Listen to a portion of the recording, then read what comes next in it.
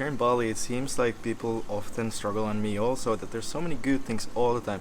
Every day you can do exciting things that easily you end up feeling a little bit bad in general in your days. You need something really interesting and crazy to happen to feel good again. So in this video I will show you my daily dopamine fasting routine. So it's not like a dopamine fast, but it's just like daily routine that is really healthy for dopamine levels and keep you having a good mood and motivated mood during your whole week, every week. So I will show you all these things, how I can do them here in Bali.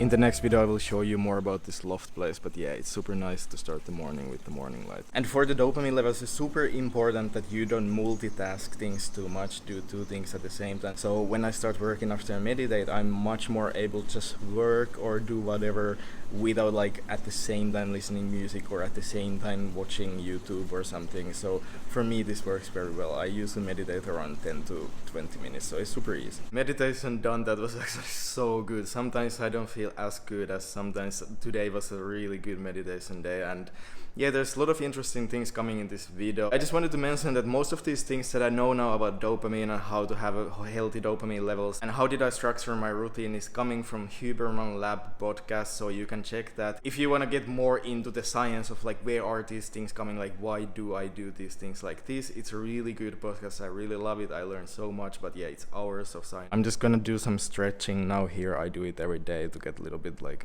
feeling better, and then I'm gonna do some work. And as I said, it's really important to just do one thing at a time when you are working or doing anything else. It's really nice to work with this view. I'm just editing some videos for the Bali guide. Check that out, link is in the description if you are coming to Bali, you want to learn everything about Bali basically.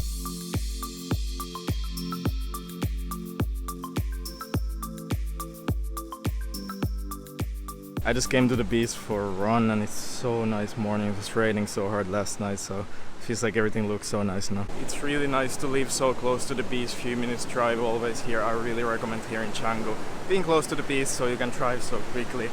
And it's just so nice to run here. You can surf here, you can swim here, everything. It really makes a difference, at least from my routine to every day. Almost every day come here.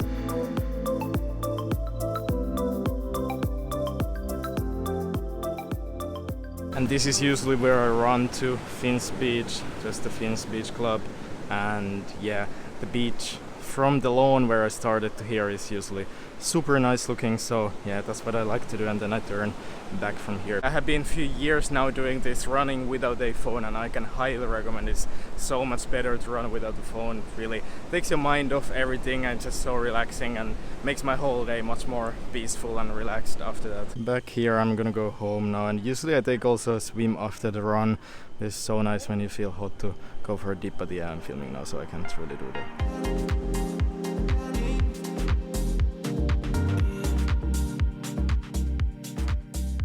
After a shower, I worked a little bit here. I edited this very video, and now I'm going for lunch there, really close here to have poke bowl. I just got the poke bowl. It's super nice here. It's so healthy, it's so fresh, but it's good and it's big, super tasty, and super nice to work here or read or whatever because there's not so many people. Maybe you realize that I didn't eat any breakfast, and that's because that's one more thing that is really helpful for dopamine and everything else also to fast, because kinda it works the same way. If you don't do the pleasurable thing too often, it's very healthy for the baseline of dopamine. So that has been working for many years for me already. I don't eat breakfast and not super late in the evening.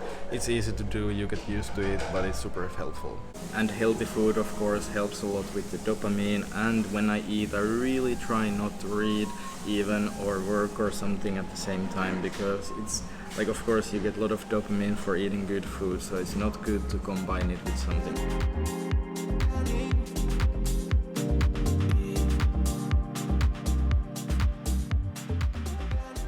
You might have never heard about this, but coffee is actually not so good for your healthy dopamine levels, because after you do something super pleasurable and it spikes, after that the dopamine goes under this base level. It takes time to go back to the base level, but if you use caffeine, that effect is even more strong. So it's like more hard to have a healthy dopamine baseline if you use caffeine, and especially if you combine like a pre-workout and go workout, you shouldn't have the same effect of like making it even worse for the base level of dopamine. So yeah, we'll see. I tried it once before. The effect is a little bit different than from coffee, and I believe the research, and I'm also doing some work again for the Bali guide. Okay, half is done, and now it's time for some deep work for a few hours, and then I go to the spa and show you and talk about the next important thing when it comes to dopamine. I just came to Amo Spa, and here I'm gonna do sauna and also a cold pool. And the health benefits from sauna, there's so many, but for me, when it comes to dopamine, I think one of the biggest ones is just it's such a good meditation. Like when you're there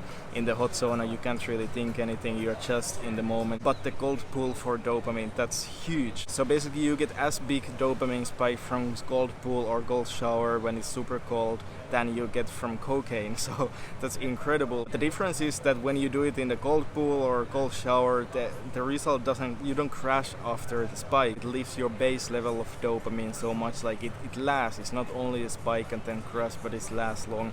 And I have noticed this benefit. A few years ago I started doing cold showers, and I felt like my mood and motivation was super high all the time, like all day long, every day. Yeah, that was Amo Spa. I go 3 or 4 times per week usually here. It really makes a big difference to do the cold pool and sauna consistently. I feel so relaxed after the sauna and cold pool, and I have been working here. And I just got the food I ordered from Mangi's. I put the price here. I got nice discount from GoCheck. On my Bali guide you can check the free preview video how to get the GoCheck discounts, and when you're ordering food get super big discounts, so you can check that out for free. And if you get the full Bali guide, there's so many tips and tricks how to save money, stay safe, and have the best time in Bali. There's so much I have learned about this island the last 12 months and how to have the best lifestyle affordably here. So there's everything there in the guide, and that's also a perfect way to support this channel. And as you can see, it's not the most healthiest food, but it's important to sometimes treat yourself, because in life you still want to do these pleasurable things. So what I have learned is that when you do it every now and then, that's the best way. It's starting to get late and I'm in the bed just reading a little bit before I sleep, and that's my last point in this video,